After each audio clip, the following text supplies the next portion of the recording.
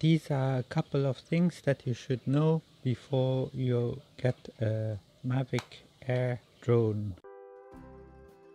So the first thing I noticed when opening the case for the drone is that the positioning of the drone wasn't on the right side. So here on the sticker it shows that the back of the drone is on the right side. As you can see, according to the picture, it's like this, and on the sticker it says that the direction of the back should be facing to the right. But if that would be the case, the drone would be positioned like this, and if the drone is like that, the propeller will be bent upwards, and if it stays long time like that, it will be bent, so that you would have to use a new propeller. So apparently it was already placed in the factory the wrong way, either because the sticker is wrong or the case has been designed differently than according to the image on the sticker. So this drone, which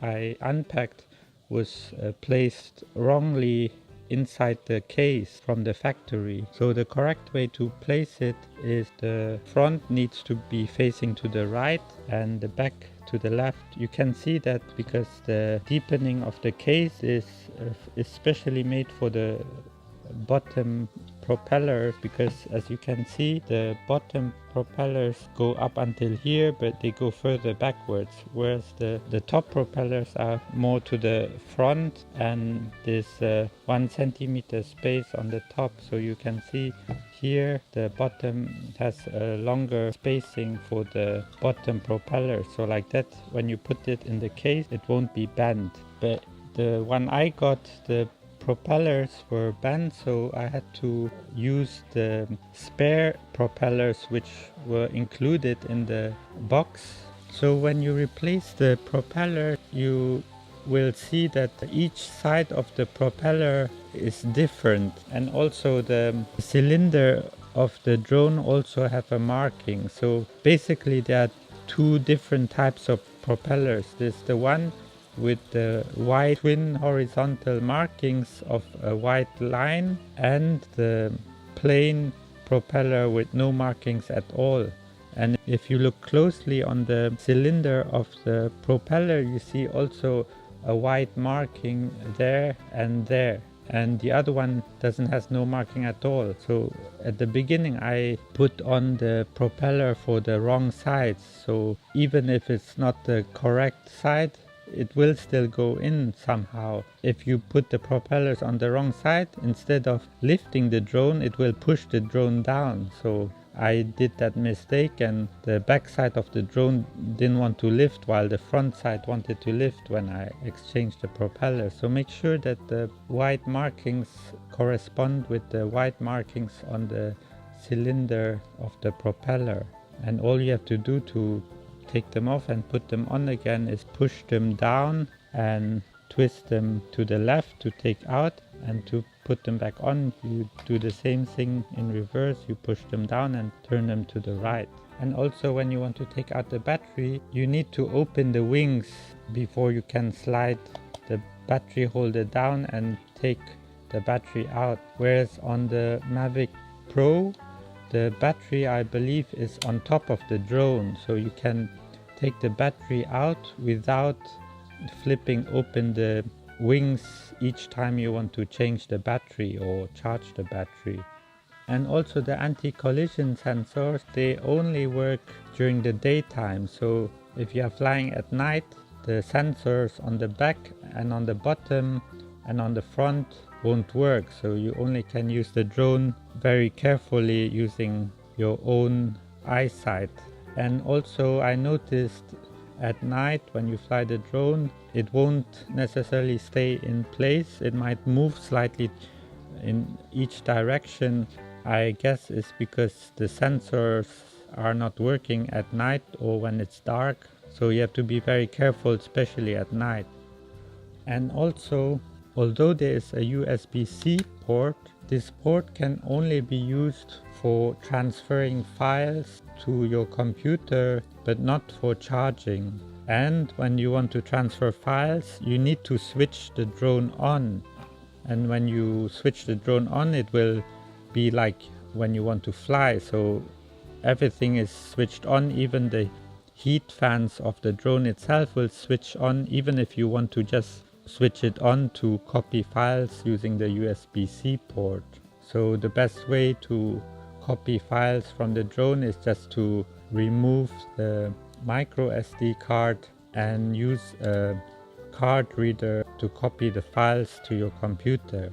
Well, although it will fly up to 4 kilometers, that's only when it has a free line of sight, and also there are no other interferences. So if you are flying in a densely populated area with many buildings and housings, the distance will be considerably shorter than the maximum distance. So even if you fly only 100 meters away in an area where there are many buildings and houses, you might lose connection very quickly. And also don't necessarily rely on return to home feature, which enables the drone to fly back to the starting position when it loses signal. Sometimes, especially in an area where there are many interferences, the return to home function might not work properly. So better keep the drone in eyesight so you can fly the drone manually back to your starting position. And to charge the controller, you need to open this port on the side of the controller, and although the port looks like a square shape, you can insert a standard micro USB cable which is not square into this port, and it will start charging. As you can see, this port is square, but to charge it you will need to plug in a standard micro USB cable. And underneath the controller there's another USB port. This is when you want to connect a tablet to the controller using the USB cable. And this connecting cable to your phone is a lightning plug.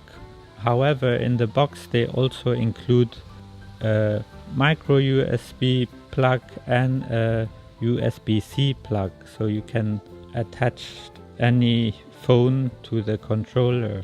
But before you attach the phone to the controller, make sure that you have the DJI Go 4 app and not the other DJI mobile app, which is for the gimbal.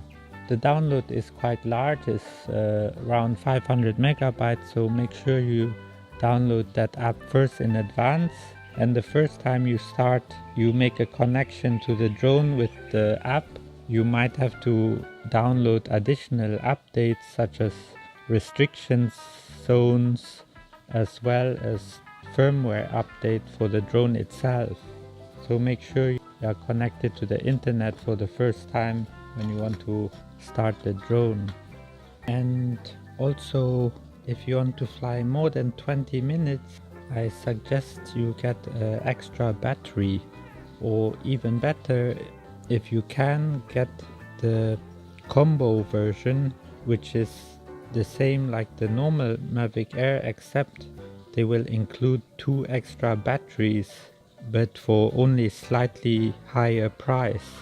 So you will have a total of 3 drone batteries for the Mavic Air instead of 1, which will only last you about 20 minutes.